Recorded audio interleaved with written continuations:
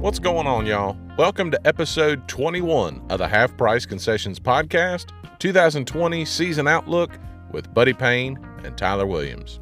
First and foremost, thank you to everybody and anybody who has listened to any of our podcast episodes before, or if this is your first one, we sincerely appreciate you being here. Every listen matters to us, and we thank you for it. We appreciate you taking the time to listen to us.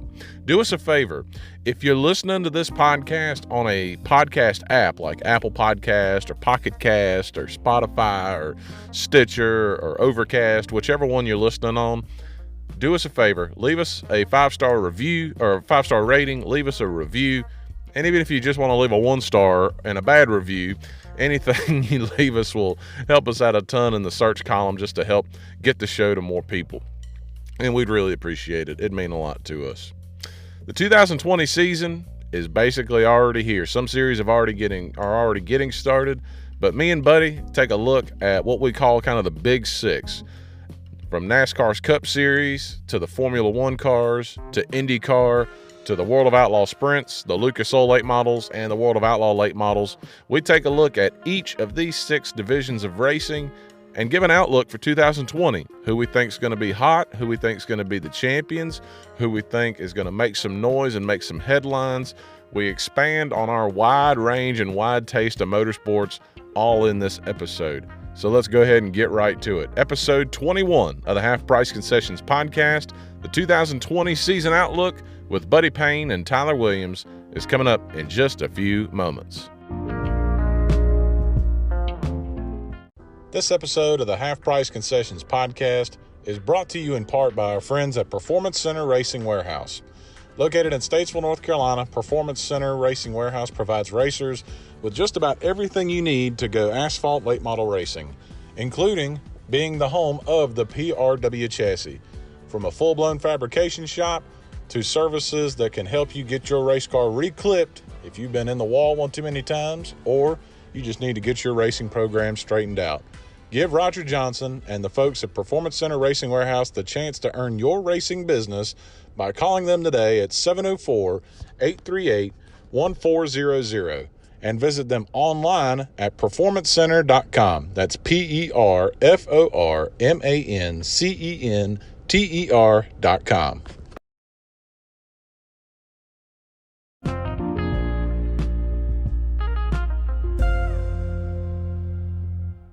We'll start off with the 2020 preview of Formula One. Kind of what we're going to do here, folks, is as we outlook on the season, we're going to pick who we think is going to be the champion of each discipline, who is a dark horse to either win the championship or at least to keep an eye on, and a bold prediction. Doesn't have to necessarily be centered around a driver, but just something that we're predicting for what will be for this upcoming season. And, Buddy, we'll start off with what you and I think – we don't agree on a lot, but I think we both agree that Formula One is the premier level of racing in the world. It costs the most money. It's the most technical, as your dog tries to eat our microphone. But it is incredibly technical. Road courses, street courses.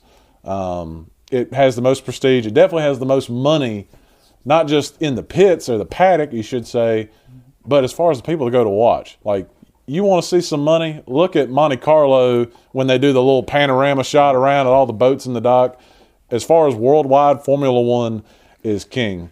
So when you're driving yachts to the race and whatever, I mean, you're spanning all these different countries and the leaders or presidents or whatever of that country are showing up. You have tracks that are purposely built just to have a Formula One race there, like Abu Dhabi, for example. Yeah, I try to relate it to your average sports fan with soccer. Soccer's not big in the United States, but it's the biggest sport in the world, really. Yeah. I mean, look at the World Cup and all the numbers and everything that brings in. But it's not that popular here in the States. And same thing with Formula One. It's massive. You go outside the U.S., it's massive everywhere else. It's just not that big here.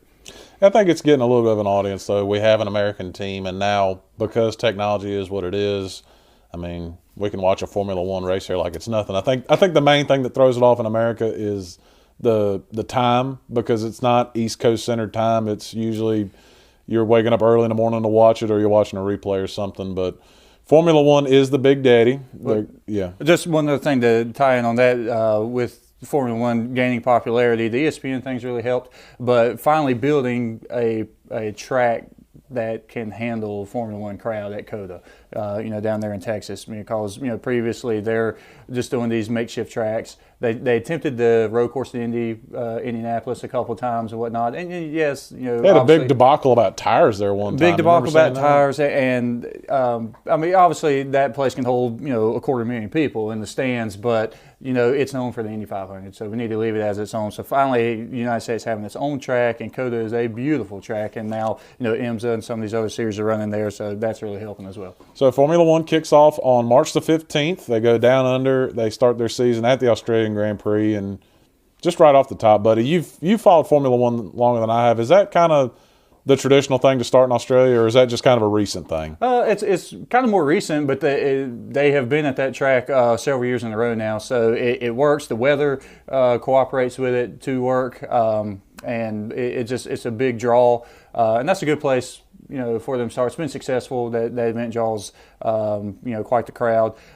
It's kind of a bummer this year with all the fires and stuff that they're having down there. I'm sure that's going to affect it to an extent. But yes, Australia's been an excellent season opener for them. So we'll go bold prediction, dark horse, and champ, and we'll ping pong back and forth. So, buddy, since you're more Formula One versed than I am, what is your bold prediction for 2020 in Formula One? What's something you're looking for? My bold prediction is that you're going to see McLaren, the drivers for McLaren are Lando Norris and Carlos Sainz. I believe you're going to see McLaren make the podium multiple times. Now, that may just be two. They've been a little dry lately. That may just be two, but multiple times. Carlos Sainz did get one this year, and that was after a penalty was given out to a driver, Charles Leclerc, that finished in front of them, had a penalty, so it bumped him up on the podium. But they're making strides, and they're starting that path back to being what McLaren once was.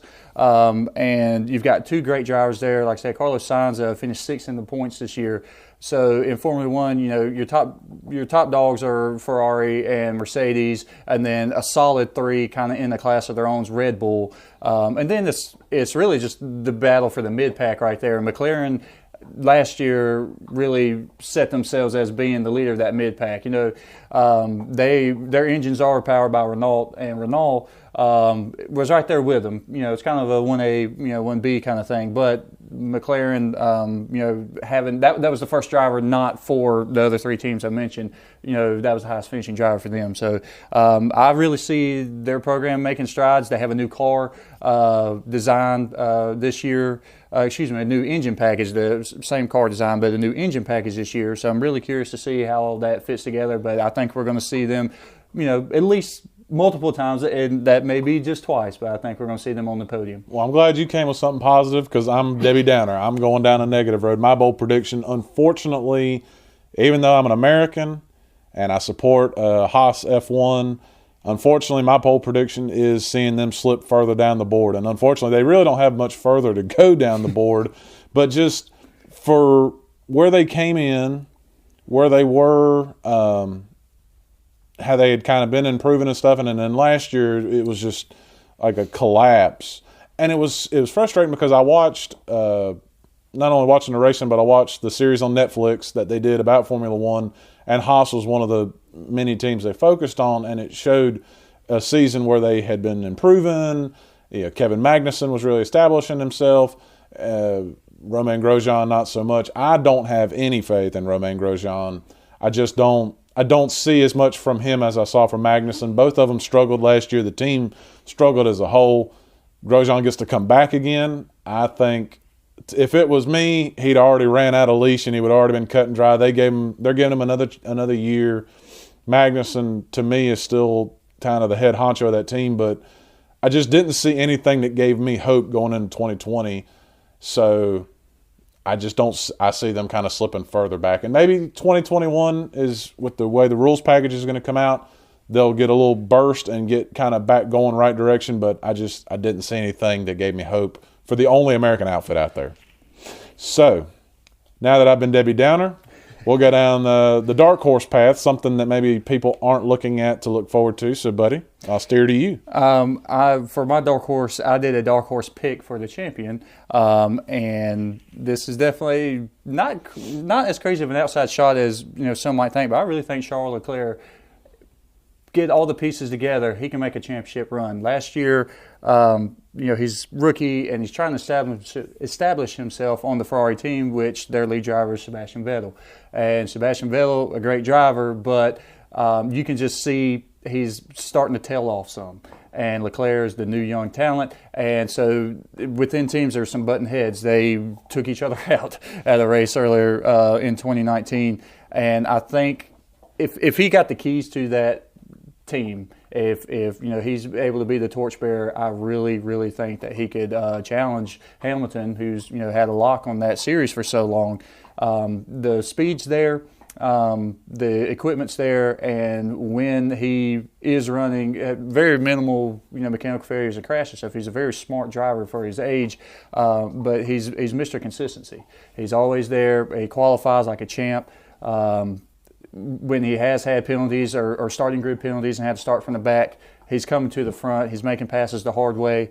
And he's also very good, very key in Formula One with the way their pit strategies and things are laid out. You have to be good at managing your tires. And he can push a set of mediums just as far as some guys can push a set of hards, which is very, very tough to do at some of these tracks. So I think if the pieces kind of come together, I would not be surprised to see him battling there towards the end of the year. He's definitely the leader of the youth movement. I will definitely put him in that one. He's an incredible talent.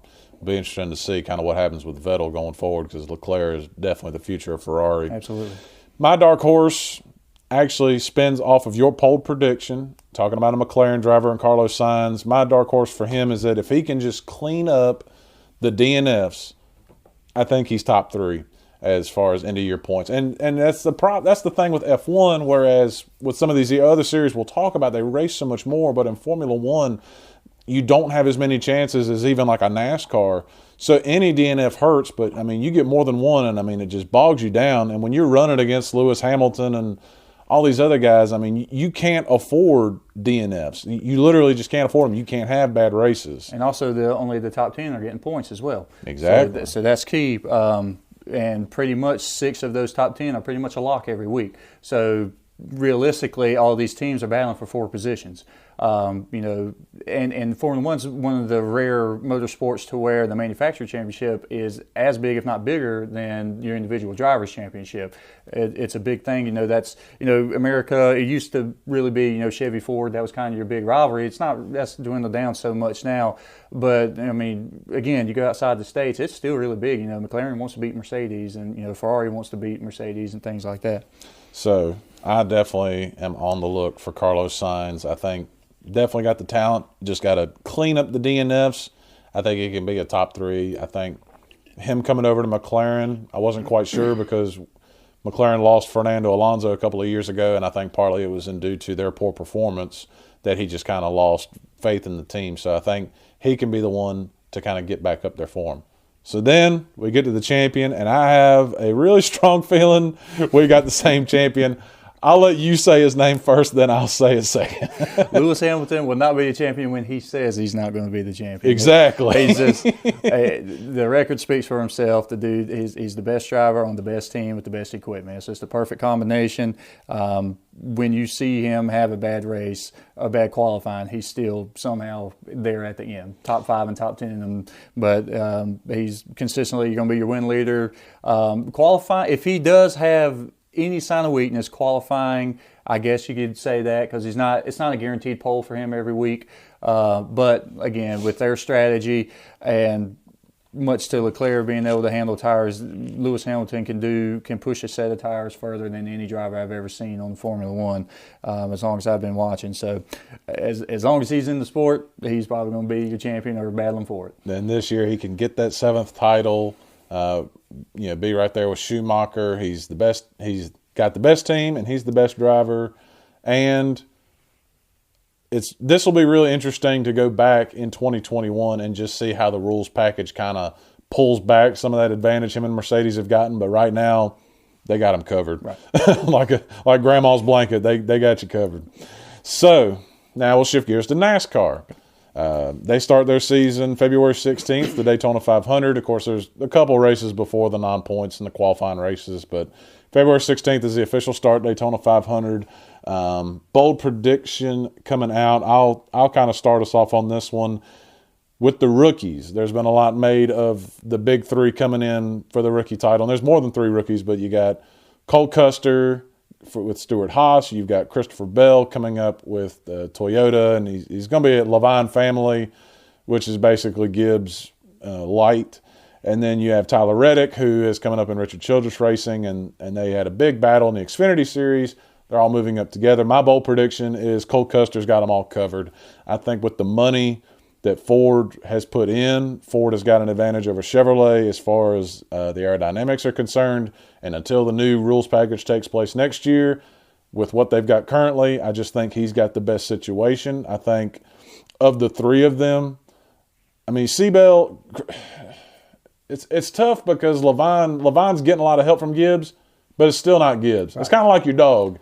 If your dog don't live in the house, your dog sleeps in your garage, and it's nice, but it's not quite the living room where mom and dad are staying. Tyler Reddick, I love his talent, love where he come from on dirt, but until RCR shows some improvement and some signs of life, I don't have confidence in the situation he's going to be in. So my bold prediction is Cole Custer has them both covered, gets the Rookie of the Year, even though I think probably on the fan scale, he's probably third of the three, but as far as on-track results, I think he transitions better, and I think he gets Rookie of the Year, and I think he makes the playoffs. All right. So there's my bold prediction. That's a good one. I will, of that rookie chase, the big thing I think that will help Reddick, yes, he's going to be at a disadvantage probably overall with the equipment, but two straight Xfinity Series? Yeah, with different teams. Yeah, two different teams. So he knows how to win. He knows how to be consistent. And you see this in other sports, that football player who's always won in high school, always won in college, and he gets to the pros on the bad team, obviously, because he's going to be really good on a bad team. But he has that winner's mentality. And I think that will help in certain situations to overcome what you may be lacking on the car and the equipment side. So that'd be interesting to see. That's a good three. We'll see what happens. My bold prediction for NASCAR is your 2019 champion, Kyle Busch, will not make the Final Four and be able to run to defend his title this year. Yes, he had a very impressive run last year towards the end of the year, but I think there's a couple guys out there, speaking with the DNFs from the F1 side of things, chop down on those DNFs, and that's two more spots that would have been taken over in that Final Four. So Kyle Busch has been in it a long time, so he's not going to take a year off like some guys do, not focus as much this year. He's a very hungry driver, and he wants to set records and break records and all those kinds of things. But I think this year we're going to see him slide just a little bit, and he will not be able to run. He will not make that Final Four to be able to run for the championship. The pack catches up to Kyle Busch. Dark horse. I am going with Ryan Newman. Newman made a very interesting move the previous year. He had gone from Richard Childress Racing to Roush Fenway, which was kind of seen as like a boneyard because Roush Fenway had just been on the struggle. Ricky Stenhouse and Trevor Payne had been abysmal on the Cup side. It had gotten so bad where they pulled Matt Kenseth out of retirement to run some races in the 6. And then Newman comes over and you're like, okay, is it really going to see much improvement? And it really did. He was 15th in the points last year. He got Roush back into contention, got him into the playoffs. And I think the biggest thing for Newman is he takes care of equipment, whereas Trevor Payne and Ricky Stenhouse they were tearing up cars. And when you're constantly having to replenish car inventory as opposed to fine-tuning on aero and setups and stuff, it makes a difference even at that level, and Newman gave him that. And it's going to be Newman in the 6. They're bringing Chris Buescher over. Chris Buescher is another guy that takes care of equipment. So I think not only is Roush going to continue to improve, but I see Newman getting into kind of that final 8 that they do. I don't like the elimination style playoffs, but with just the way they do it, I see Newman kind of getting into that top 8 and just seeing an improvement and just a further reminder, I think, to these Cup owners, and it might not be such a good thing that you got to have guys that can take care of cars and not wreck race cars. They can have talent, but if you're constantly tearing up equipment, it sets your team really far back. And that's not the only reason Roush fell behind, but it certainly didn't help. So Newman pushing Roush further in, gets into the top 8, and Roush continues to improve. And I think that's just good for the sport.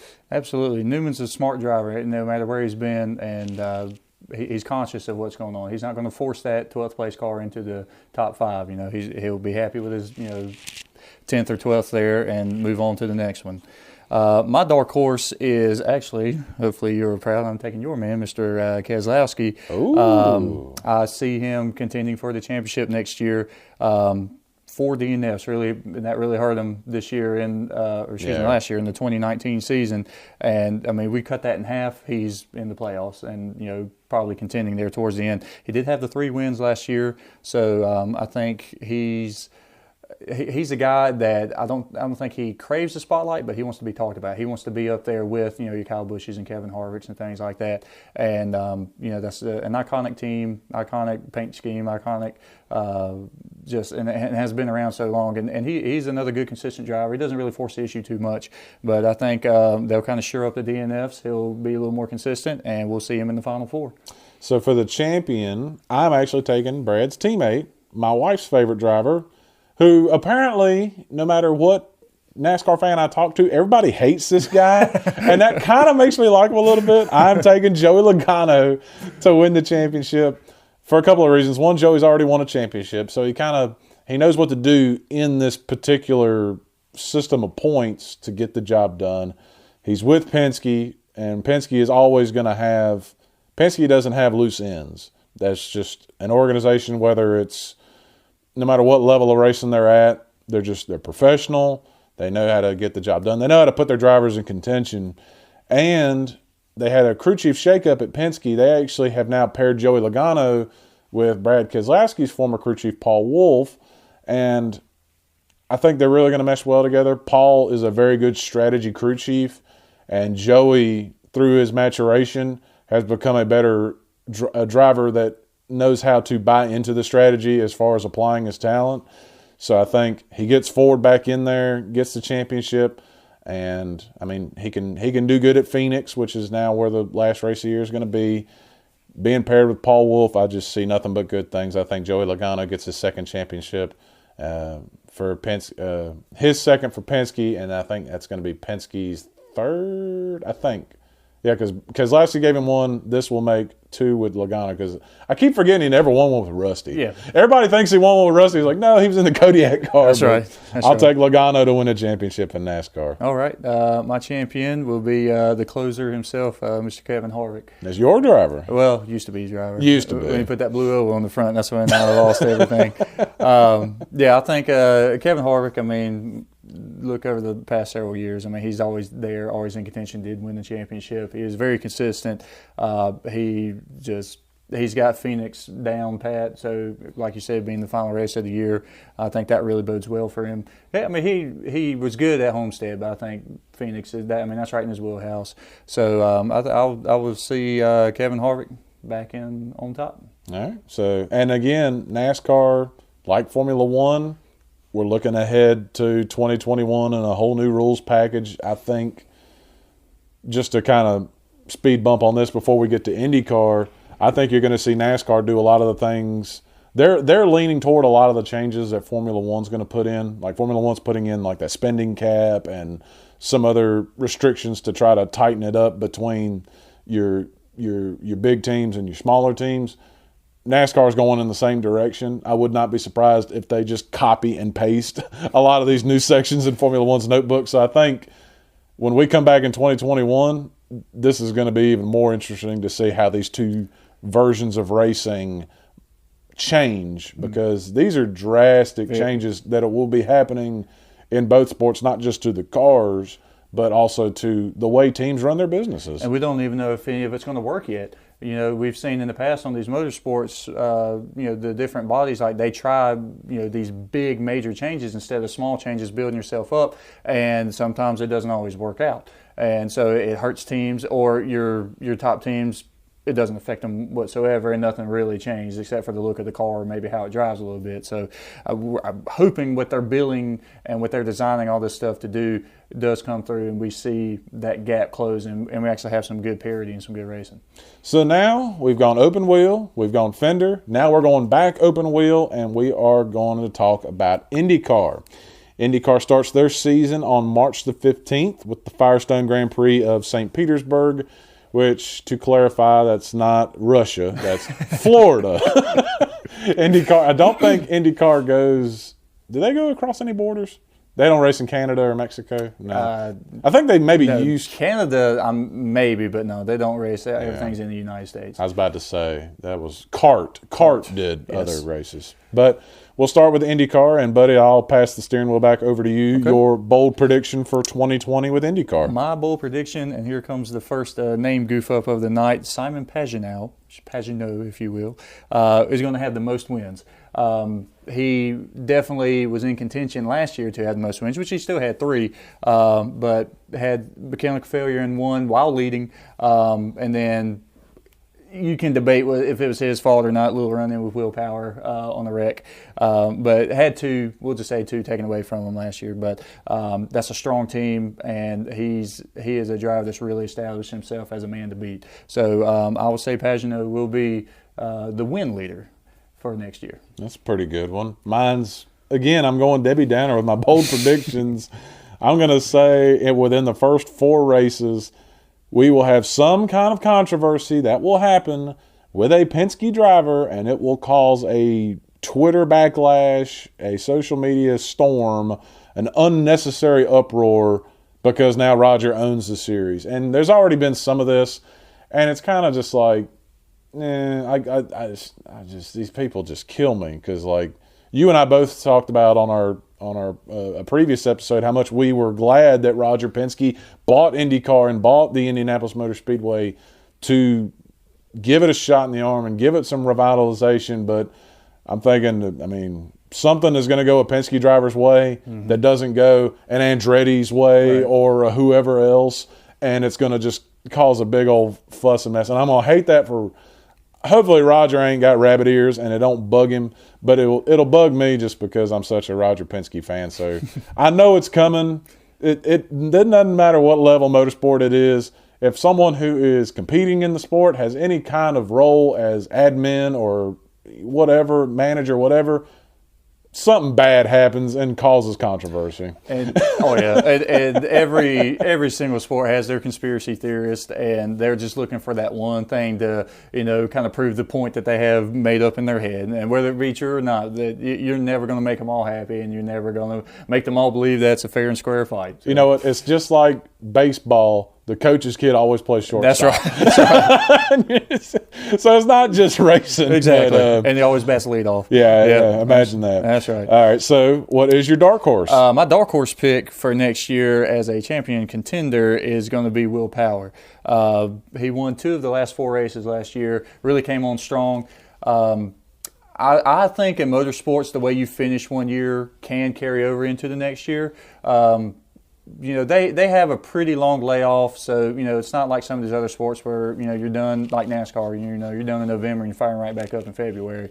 So you do have a lot more time for a lot of the other teams to kind of shore up their equipment and things like that. But just from the driver the mentality standpoint of, okay, I finished off the year 2 of 4, was contenders in the other 2. His confidence is up. I'm sure he can ride that through the off season and come out the gate swinging this year. So I really think Will Power, you're going to see him winning more, but also I think he's also a very consistent driver, and you will see him contending for the championship towards the end of the year. Not bad. I am going with a youngin', and you probably already know where I'm going. Colton Herta. Oh yeah.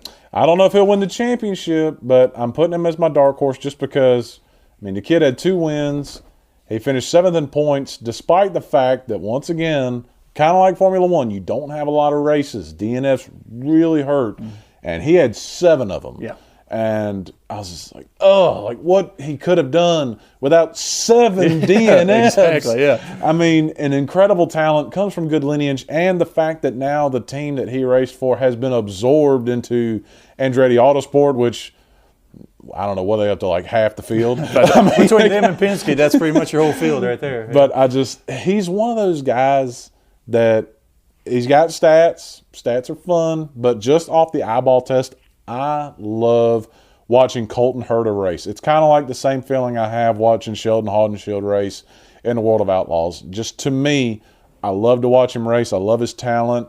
I think the sky's the limit for him. If he could just tidy up the DNFs, kind of like Carlos Sainz in F1, right. I see nothing but good things for Colton Herta, and I'm interested to see how the partnership with Andretti works. Does it make a difference, or does it not make a difference? Does he still go out there and have 8 DNFs instead of 7? But I'm keeping an especially close eye on Colton Herta.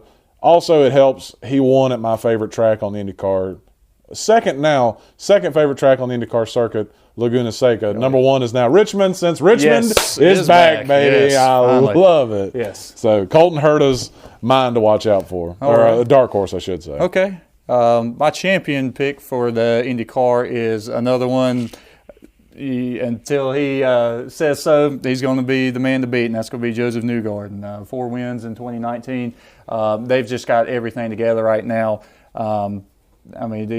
Just the consistency and everything else that it takes that requires to be a champion. But this guy just every weekend, no matter the track, whether it's road course, street course, an oval, he's the man, and he's not. If he does have a weak track or a weak area, he's still smart enough to get that car into the top 10. Yeah. And I think Joseph Newgarden's going to be a champion once again. That's a tough one. I actually disagree with you on this one. I'm going Alexander Rossi. Okay. There's been steady improvement since he came in 2016. He's got 5 wins in the last 2 years, 15 podiums, which I think to me actually means more than the wins, because that shows more consistency to get into that top 3. He's one of those guys that actually, when I looked on Racing Reference, his average finish has gotten better every year. It's gotten lower, so that's a good thing.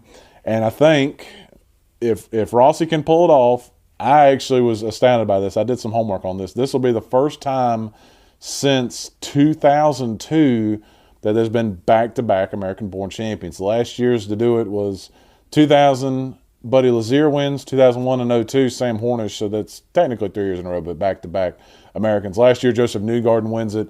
He's American-born. Nothing against. This is not anything negative by any means, but I think Alexander Rossi puts some Napa know-how up there and gets the championship.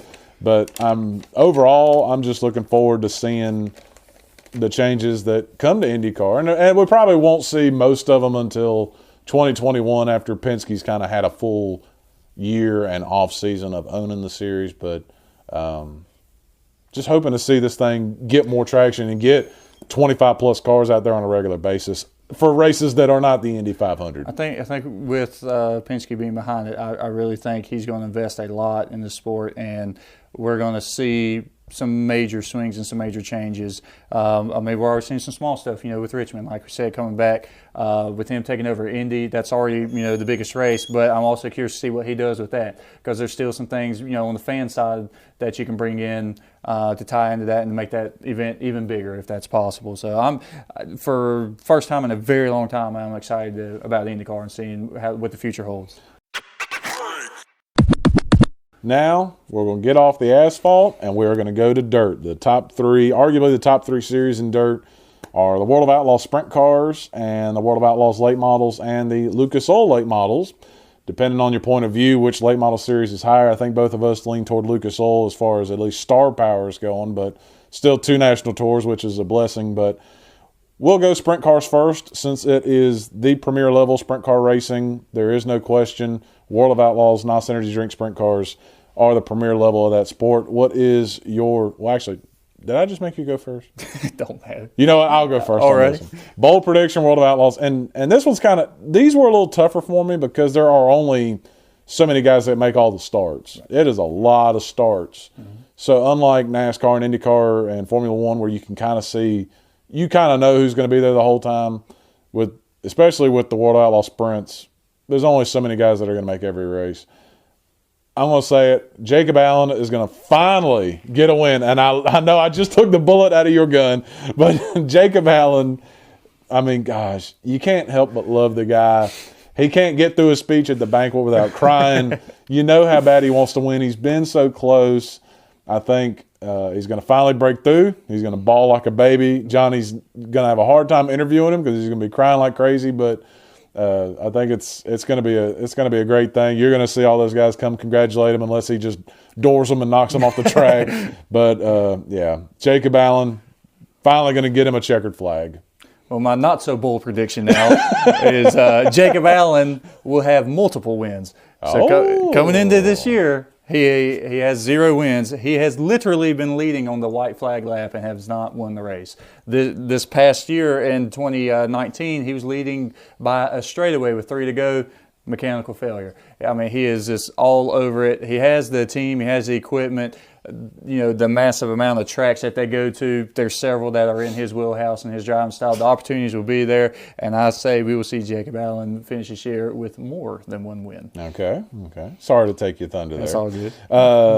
My dark horse. Actually, I didn't even say where World of Outlaws starts, but I'll get to that later. Okay. Dark horse prediction, Logan Schuchart takes David Gravel's spot in the top 3, and I will take it also a step further. He hangs closer for the title between Sweet and Schatz. And I know I'm probably taking some of your thunder, but there's only so many guys that run the full season. But Logan Schuchart, I think if you needed any other reason to have faith in Logan Schuchart, go back and watch the Kings Royal.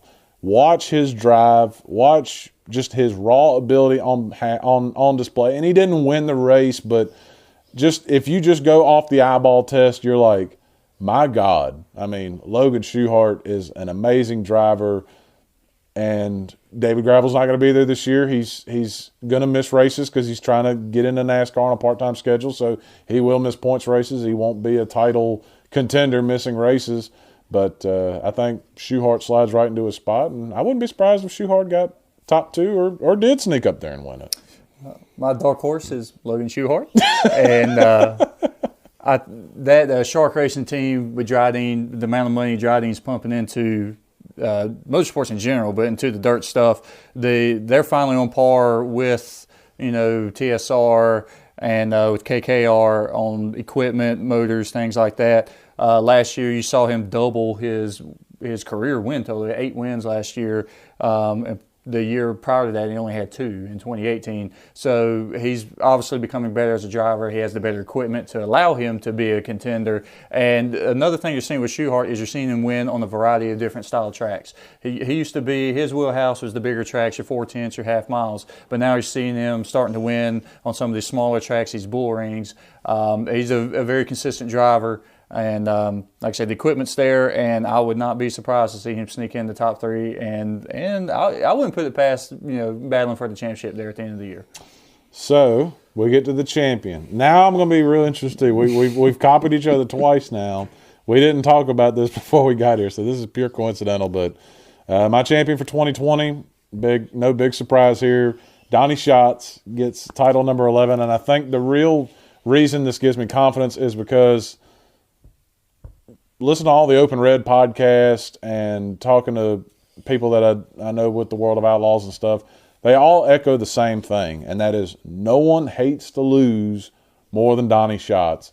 And Donnie had some curveballs thrown at him last year. They decided to implement that new Ford engine during the season, which I'm sure he even said on the Open Red podcast that, I mean, I'm fighting off Brad Sweet here. Yeah, exactly. And he's That's tough. a big swing. I think you give them that full off season. Ford is putting so much money in all this racing that, they're going to make sure that Donnie is up to snuff. He's got what he needs, the full off season to be ready for it. Donnie can finally test with the engine, a little bit more than he got to last year when he was so busy racing and stuff. I think Donnie continues his dominance of the series, gets his 11th title. I think it's another close points battle unless Brad Sweet decides to go walk on the moon instead of showing up at races. I think it's another close one, but Donnie gets his 11th championship.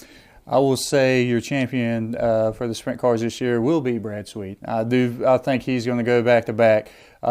Twice in the history of the sport have you had a driver not named Schatz or Kinzer go back-to-back after winning the first one, that being Sammy Swindell and Jason Myers. And Brad Sweet, the KKR and TSR are definitely neck and neck, as we saw this past year with the equipment. Brad Sweet has etched his name as the second best driver, I would say.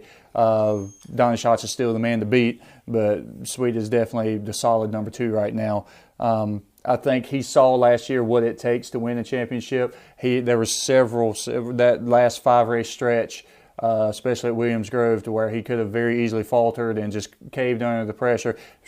Even at Charlotte on that Friday night, he has if you want to call it a cushion, a 6-point cushion, and has a good race, but still gets beat by Schatz. You go into the final race with 2 points. Very easy for anybody just to goof it up, try too hard or whatever. And in that final race, Schatz gets by him twice in that race, and he was smart. He didn't push the issue. Got back by Donnie to win the championship. So I think he has taken that next step to where he is now going to be the man to beat. Donnie Schatz, again, the best driver in the series. The only holdup I have with Schatz, and this is not a knock on Ford, is with the new engine. We saw it for a handful of races, but is there enough testing? Is there enough behind it to where it can handle 90 races a year? It's a lot of racing. That's a lot between of races. Tune-ups. And can it handle the quarter-mile bull ring with the big sprawling half-mile?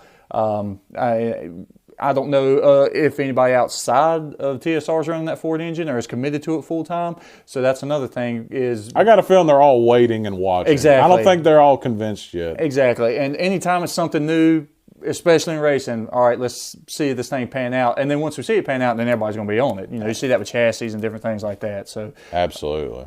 I think the other thing, there's a lot of things to look forward to, but I couldn't put them in this box for our show because a lot of them aren't World of Outlaws Center, like some of the guys that are going to run All-Stars, or how Brett Marks is going to do with CJB, Motorsports going over to that ride. So there's a lot of things happening in 410 sprint car racing. It's just we had to try to box them into the series specific. I think that's where we kind of got a little on top of each other, right, just because a lot of it, and some people are going to drop off the tour. That is a hard tour, man. It's the toughest one out there, in my opinion. 90-some races, man, and all over the country. You're going to California twice, back and forth from the East Coast. You're hitting up, pretty much all the points in between. That's a tough travel one. And World of Outlaw Sprint starts their season off February the 7th with the Dirt Car Nationals at Volusia Speedway Park. So that's where you can catch them. Now, we'll put fenders back on it for the last 2 of this one, and we will go Lucas Oil Late Model Dirt Series, which actually starts January 30th. The Super Bowl of Racing at Golden Isle Speedway in Brunswick, Georgia. It kind of kicks off their speed weeks where they go Golden Isles, then they go to East Bay, and then Alltech. And I think, isn't this the last year of East Bay? East Bay's got 3 more years. 3 more. It's got a timer on it. Yeah. So that's going to be a big shakeup when that happens. But Lucas Oil Late Models bold prediction. Buddy Payne, you start us off, sir. My bold prediction is that we're going to see the squirrel, Brian Shirley, stay on the tour. And I believe he will have the second most wins on the tour. That's pretty bold. That is very bold. He usually doesn't stick with it. Exactly. He usually he's never tried to look sold, but a couple of times he's attempted the World Outlaws, and usually around that April, May, you see him fall off, and then he goes to his bread and butter with the Hill Tour. But I think this year he has got the equipment is there. The Cullens are definitely putting the money behind it, and they want to succeed, and they want to be on that national level. They just wrapped up the Wild West Shootout, and Wild West Shootout, there was 5 national tour guys out there, and he wins 3 of the 6 races, gets a bonus, the $10,000 bonus there. Did he win the points? Or was he that did Shepard? Not. B-Shep got the points, but Shepard always wins the points. Exactly. We'll get to World Outlaws in a second. But Shirley strung together a very good. That's just a small sample size, obviously. You're at the same track, so setups and stuff aren't too crazy different. But I think starting the year off, he's a big momentum guy. and that's usually why he falls off the tour, is because he has a couple bad weeks in a row, tears up some equipment or whatever the case may be, and he just gets down and, all right, I need to go somewhere where I can make some money. Now that money's not as big of a factor, and he's starting the year off strong and has some wins already under his belt, has some money already underneath his belt, I think we're going to see him stick it out. And with the driver shakeup on the Lucas Oil Tour, and they're going to be hitting a lot of tracks that he does have laps on. It's kind of rare for a first-time driver on the tour. I think you're going to see him crank off the second most amount of wins. I'm glad you went positive, because I went negative again with my bold prediction. I'm just, man, I need more sleep. My bold prediction, unfortunately, is a winless season for Josh Richards. Again, kind of like I did with Haas on F1, I have just not seen a lot to be excited about. And I think we both agree it is not the talent. Josh Richards has the talent. Josh Richards is one of the most talented drivers to grace dirt late model racing, whether it's World of Outlaws, Lucas Oil. He has got it between the problem ain't between the steering wheel and the seat. Right. Josh is fine. He's in rocket chassis. There is just some kind of, I don't know if it's a black cloud or what, over Boyer Racing. And I hate that it's there, because I like seeing people like Clint Boyer in the sport. And I like, they had that, I think the last title of that run they had was Don O'Neill with Lucas Oil. Mm-hmm. But they have been on a struggle. They bring Darrell Lanigan in the Club 29s, and they just continue to struggle. They have problems and whatnot there. The performance is down. Josh comes over there last year. I think he only ends up winning one race on the Lucas Oil Tour in 2019. Hoping that I'm wrong on this, hoping that Josh Richards has a great season in 2020 and that Boyer Dirt can get back on track. But until they do so, I have very little faith. I don't see it getting any better. I see it getting worse before it gets better. I see Josh running another season there, struggling, not getting the results that he is accustomed to, the results that his talent can definitely get. And I see a winless season for Josh Richards, and I probably see the end of his partnership with Clint Boyer's team, and they're going to have to figure out what direction to go to with that program, because they just continue to slide around and they switch chassis, and it just seems like they've kind of fallen off the wagon and they just haven't gotten back up yet. Because Lanigan struggled with them terribly, and he's a very talented guy as well. Yeah, that one's just an enigma there, why it hasn't worked out with Clint Boyer. You've Jonathan Davenport, when he's driving for them, an extreme talent, even at that age. He was a little more wild driver, but extreme talent, money. They're not hurting for money. They're not hurting for the equipment, but there's just something. I don't know if it's with who's making the decisions on the adjustments of the car or what, but there's just something, and we've seen it with different drivers. Yes, Don O'Neill won a championship, but he labored for that championship, and if it wasn't for Jimmy Owens having bad luck that year, he would not have won that championship, or Scott Bloomquist as well. That was a 3-horse race then. Josh Richards, hands down, top 5 driver we've probably seen in our lifetime in the dirt late model, and one win last year. One win. That's ridiculous. And you put him in the blue number 1, he's winning plenty. everything. Yeah. and they're, the chassis changes from Rocket and Club 29 and all this other stuff. I don't know if it's that was just crazy, because the pieces are there, but for whatever reason they're not fitting. Yep. The Jims and Joes are not working. Yes. So, dark horse for Lucas Oil late models in 2020, buddy. Dark horse. This is going to be a dark horse champion pick. Is going to be Mr. Jimmy Owens, the O Show. Jimmy Owens, last year, you saw hints of that dominance back. More mechanical failures than anything else last year is what kept him out of being a true contender throughout the whole year. But when he was on, man, he was on. And from qualifying, he's always been a good heat racer, but his qualifying program definitely stepped up last year. Saw a few quick times, back in the win column a little more consistently. I don't know if you'll ever see him in that stretch, that 2-3 year stretch when he was running for the Bloomquist car. But I think you're starting to see some glimpses of it. Like I said, last year you did back on the big stage, and it was so stinking close in a lot of these races, and just something happened. So I think their equipment is shored up this year. The talent's most definitely there, and I think you're going to see him contending for the championship.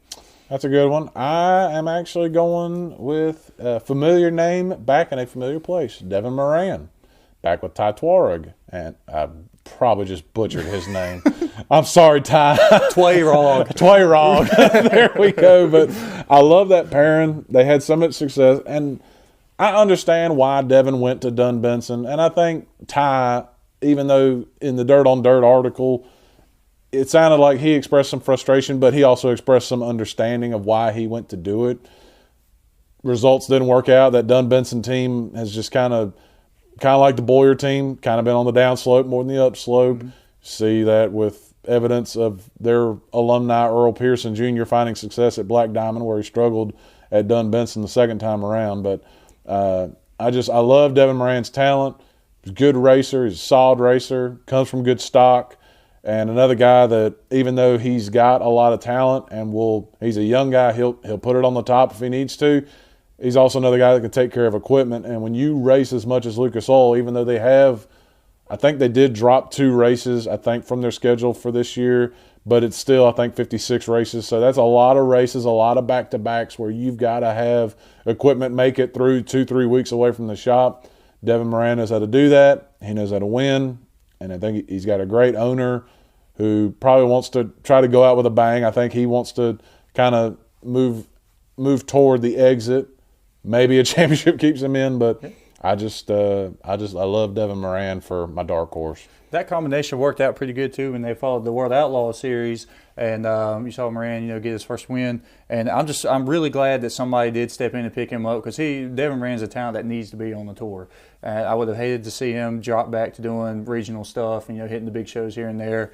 And with the driver pool shakeup, Lucas Oil really did need to kind of shore up some of those, lower spots. If no disrespect, but you got to have those consistent guys that, we may not be winning each week, but you still have to deal with us. And Devin Moran's just a phenomenal young talent. And also to close on that, there's a hole to fill since the zero's not there. Exactly. Since Bloomquist is on World of Outlaws, there's a hole to fill there on a weekly basis. Devin Moran could be one of those guys. Could be. So who's your champion? Champion, he's done when he says he's done. Jonathan Davenport is going to be your champion. He's your top talent right now. Him and Brandon Shepard, those are the guys to beat on their respective tours and just in dirt late model racing in general. He has the best equipment. He's the driving talent's there. He's an established champion now, multiple time champion. So I don't see a reason why he should not repeat. With Bloomquist not being there full time, which obviously he didn't get to run full time last year with the leg injury, even with Bloomquist running full time, I don't know if he could have even, he would have gave him a run for the money, but Davenport's just consistency is unmatched on there. If he's not winning, he's on the podium. With as far as the newcomers, Shane Clanton, I don't think it's going to take a year or two for him, because he's one of the rare drivers that is hitting some tracks that he's not accustomed to. And I really don't see anyone else on that roster outside of maybe Jimmy Owens that can match him toe-to-toe every night for 56 races. We actually disagree. Okay. I'm going with T-Mac. Okay. I'm going with Tim McCready. And I know he's been close. I should say he's been close in the point standings, and then when you looked at the points, it's been a pretty wide gap. Davenport has definitely been the best points racer. He's gotten wins, but the best thing Davenport's done, he's been most consistent. Mm-hmm. I think T-Mac, he's got new ownership. He's had a year to kind of work out. So I think he was kind of the test dummy with Bill Steen kind of getting back into this industry. And he's not the only guy out there on Bill Steen's, but I think he was kind of like the hamster getting the vaccine before they sent it to the drugstore. But I think they've gotten a year of that.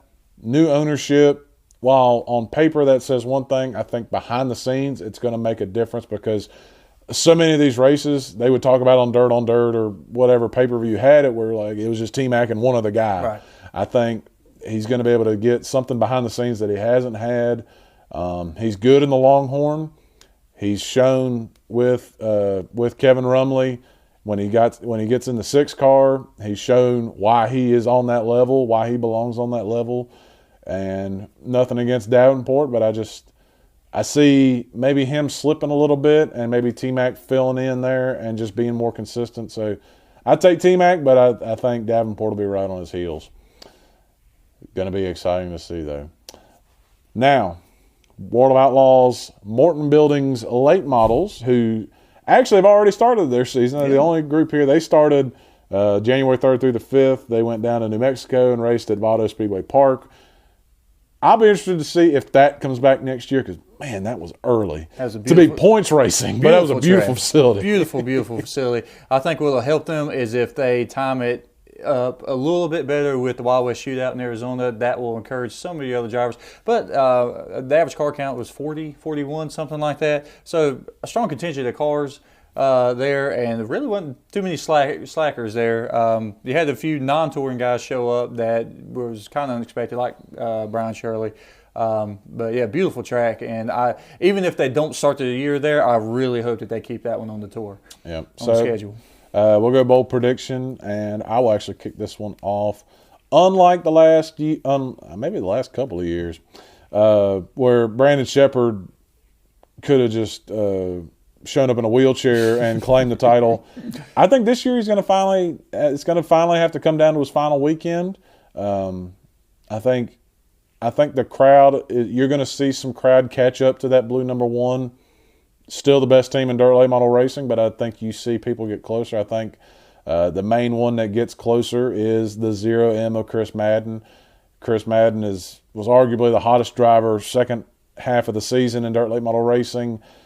His style matches up. When you have a driver's style match the chassis builder's style as perfectly as Chris Madden's does with Bloomquist race cars, I mean, I say the saying is recipe for disaster, but that's just a recipe for success. And that level of trust that Madden and Bloomquist have because of so many years, I think if Chris ever had a suggestion, I don't think Scott would ever even question. He'd just be like, all right, it needs to be done. Because there's just that level of trust. And not that, I mean, Sheppard obviously would have that with Richards, but now you have another version of that with Madden. So I think it bold prediction is that Sheppard can't run away with the title. He's going to have to fight for it all the way to the finish. There you go. My bold prediction is that, and this may not sound like a bold prediction at first, but that there will be more Rocket chassis wins than there will be Team Zero wins, Sweet Bloomquist chassis wins. Now, obviously, that doesn't sound like that bold of a prediction, but you have to think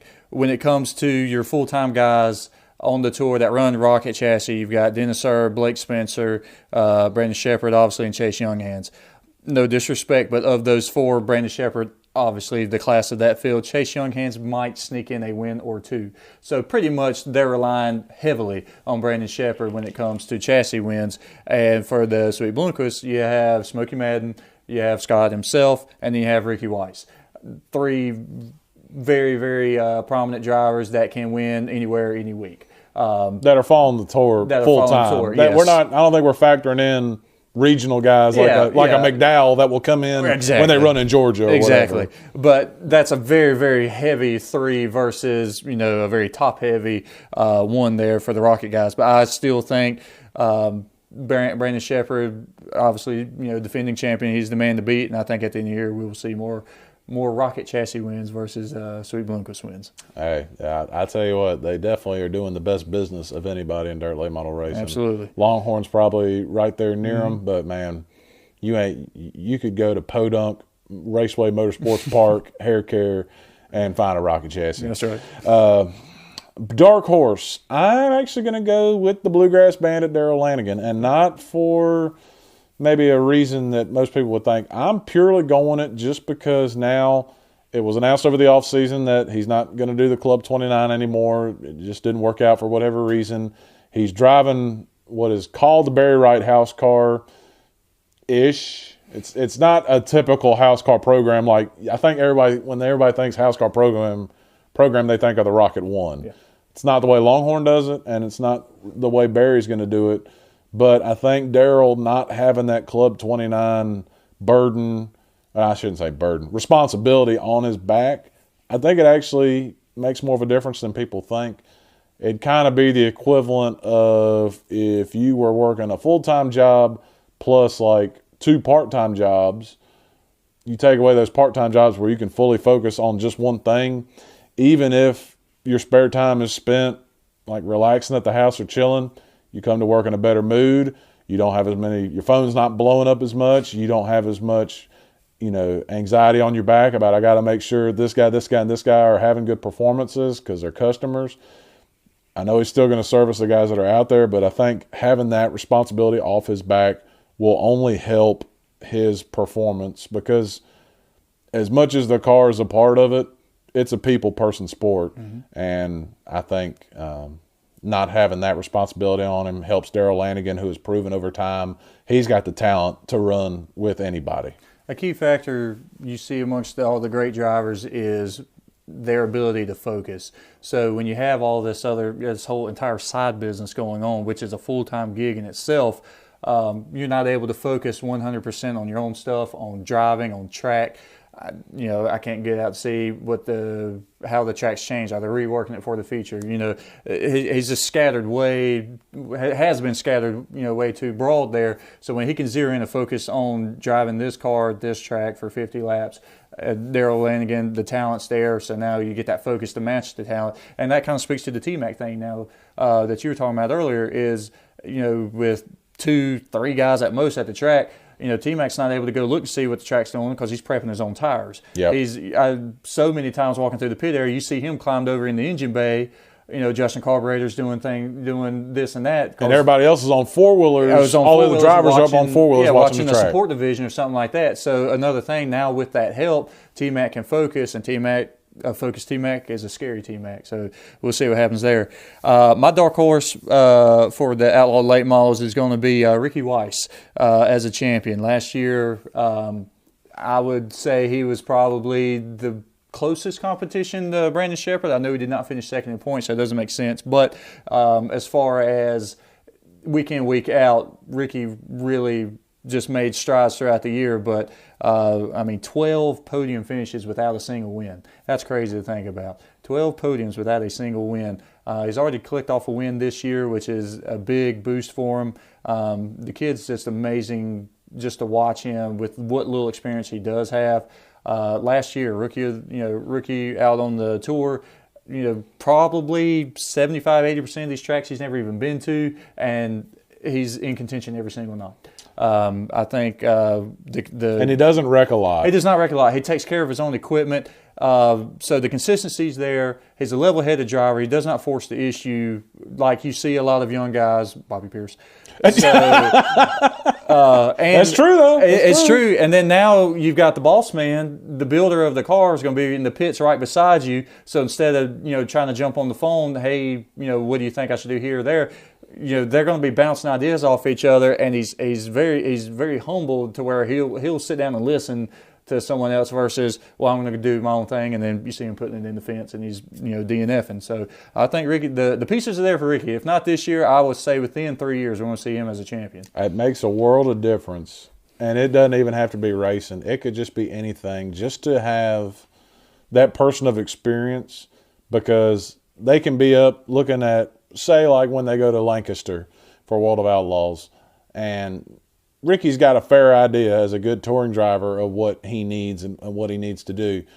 He's looking at Lancaster, he's seeing how they're prepping it or how the track's wearing.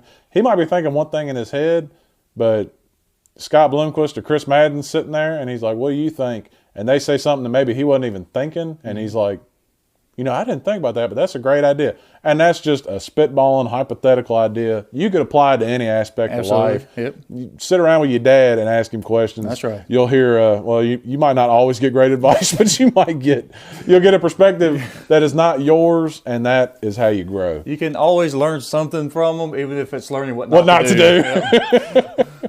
Now we get to the championship, and I have to go. What was that saying you had earlier? Until someone beats him. Brandon Sheppard, the Rocket #1.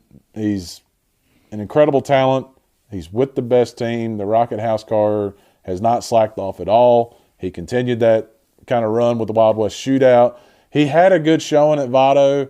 Didn't win any races, but he was at least up there. And I know there's some controversy about this rule change that World of Outlaws put in, if they put it in because the Rocket one didn't win a race. I honestly don't think that was it. I believe the people that are telling me that they handed out this rule change at Votto, not after Votto. It was distributed to the public after Votto. I tend to believe common sense more than crazy Facebook posts. But I think even with that, until he's knocked off his podium, until the rocket house car gets brought back down to earth, they're the class to beat, and Brandon Sheppard's the driver to do it. I think he wins another championship and just continues his dominance. Way to go out on a limb there, Tyler. I'm sorry, man. I had to be honest. That was the problem. Oh, yeah. No, that's obviously the easy pick. My champion, and I really, truly do believe this, the champion for the Outlaw Late Models this year is going to be Smokey Madden. I think everything is finally there for him to finally just take that one next step. We saw him get extremely close when he was running the Longhorn. We saw him come down to the last race, or last weekend at least, at Charlotte when he was running for Barry Wright. But now, to attest what you said earlier, you got the right driver with the right chassis that is made for that driver. You've got the resources, you've got the money from Dryden, you've got, one of your best friends and compadres there with Scott with you every single night. I've seen in interviews with both of those guys to where they'll go testing, and Scott with his leg, he can't handle but so many laps. Chris will get in the car, he'll put his seat insert, they'll change the throttle linkage, and that is it. And Chris will go out there and find whatever needs to be done or whatever he feels. They make a few different changes. Scott gets back in the car. He's like, perfect. That's exactly what I would have done. I mean, that they are so in tune with each other, and that's so rare to find with all the variables in dirt track and how you approach and attack a racetrack. Is so rare to find two guys that are that scarily that close to the same in their driving style. Chris is a smart driver. As far as he's not going to force issues and tear up equipment. He's one of those that I'll race you like you race me. If he gives you room, he's going to give you room. But if you rub fenders, he's going to rub fenders with you as well. And you need a little bit of that to win a championship. Have a little nasty. You can't be Mark Martin and pass me and I'll be fine with my fourth place finish. No. You have to have a little bit of grit. Now it's a little bit. You can't go over the top and knocking dudes out the way. And Madden's not that guy. And he's also one of the toughest guys to pass. He's a very tough guy. If you watch him on Dirt Vision, especially, I noticed it a lot at these extreme races they've had over the off season, where it's not that Chris is necessarily cutting you off, cutting across your nose, but he hears you out there, and he's smart enough with his car control that he is. If you just try to stay in your groove that Chris passed you on, he's really tough to pass. He's good at making a car wide, and if that car is 70 inches wide, he's going to leave you 70.5 inches to pass him. So you got to bold up if you're going to get by him. And another driving style, Chris, where he does stand out is if he needs to go to the cushion, he ain't afraid to go up there. You're not going to see that with Bloomquist. If Bloomquist is running the top, that means there's a caution. Yeah, in the top. Bloomer's not a top guy. You're not going to see him on the top. Ricky will a little bit, but man, if I need to bang the cushion, he'll bang the cushion. But you're going to see him in that middle of the low groove. But I just think all the pieces are there. He's been there. He's tasted it. Just hasn't been able to sit down and feast on it. I think this is going to be the year. Well, the good thing to come out of all this with, there's a lot of racing to look forward to. There's racing that's already been on. Just looking forward to it. Be interesting to see how all these storylines play out. There's some things we're looking forward to coming down the road, but also the fact that you got 10 million streaming services out there. Right. That's right. We can watch more racing on TV than we ever have before. I know as a fan, I've backed down my announcing schedule a ton where I'm just going to go watch racing more. And there's a lot more we're looking forward to. I know, there's IMSA, there's road course racing. I'm looking forward to, I know you frown at me when I say this, I'm looking forward to going to Bowman Gray, going to 311, going to With, going to A Speedway a couple times, and just being out there and being a race fan a little bit more. So I'm really looking forward to 2020. Yeah, there's a lot of parodies, a lot of change. A lot of excitement, behind from the local stuff, the things that you're seeing at A Speedway. They've already released their schedule, got some big stuff coming out. To some of, a couple hours away, you got the IndyCar back at Richmond. You've got 3 big races at Virginia Motor Speedway this year. We've got national tours coming up through here of all types. It's a very exciting year. and really hoping that the weather cooperates with us this year. Because last year, my goodness, we saw more raindrops than we saw laps. But if the weather cooperates, it's a great opportunity. If you're a fan of one or all of these things, go check it out and give it a shot. If you've never seen a dirt late model or an asphalt modified, go give it a shot and check it out and keep up with it and hold us to it at the end of the year. See how close we were on some of these predictions. Well, buddy, you told me before I even got here you had it. You had a non-scripted question you wanted to ask me. If we just had time, this is kind of some pretty big news and notes in the 410 sprint car world. 2 weeks ago, the All-Star Circuit of Champions, Tony Stewart's deal, announced a very large purse increase for their championship fund. Now, this being more of a regional, local tour, you usually don't have somebody or multiple teams follow every single race. You usually have really about 3 to 5 really that's going to show up to every single race. This past year, we had a great points battle. It came down to the final 3 or 4 races. So with the more overall points fund and your winner, your champion now is making $65,000, which is extremely impressive for a tour that mostly stays in Ohio and Pennsylvania. Aaron Reitzel has had a lock on that tour, and there's been some rumors about year or two he's going to be jumping on the Outlaw Tour. But do you foresee any driver now with the more incentive money? Do you foresee any driver that can unseat him from that championship? Ian Madsen. Okay, I think Ian's decision to drop down to All-Star was it didn't catch me by surprise, because these guys, they need, for their psyche, they need to win, and also for their operating budget, they need to win more than they run 12. Right. And I got a lot of confidence in Ian's ability.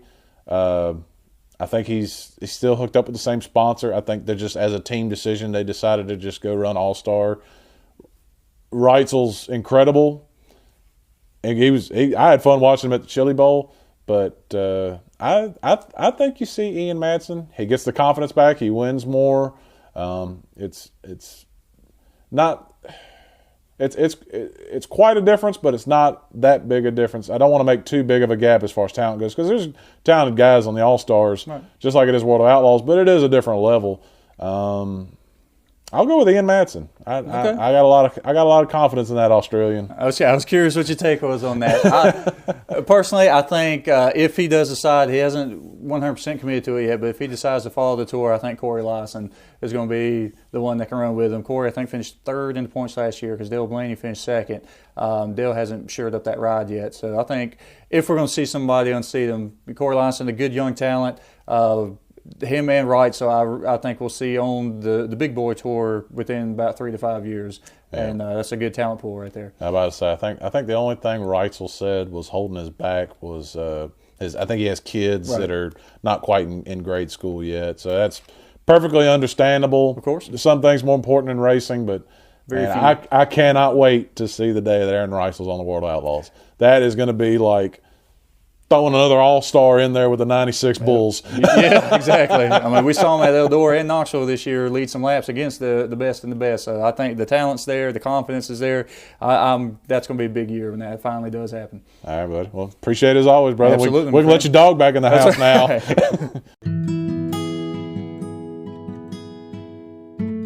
Thank you for listening to yet another edition of the Half Price Concessions podcast.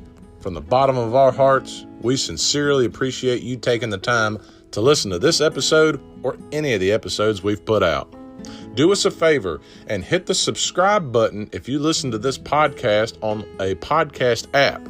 We're on Apple Podcast, Spotify, Stitcher, TuneIn, CastBox, Himalaya, Castro, Overcast, and Pocket Casts. So whichever app you listen to us on, hit the subscribe button. Leave us a rate and review. It helps us out a ton. It really, really does. Also, be sure to follow us on Twitter at HPC Podcast, and also find us on Facebook by searching for the Half Price Concessions Podcast. You can also find all of our episodes on our website, www.anchor.fm/HPC Podcast. Thank you for listening, and I hope that you have a great day.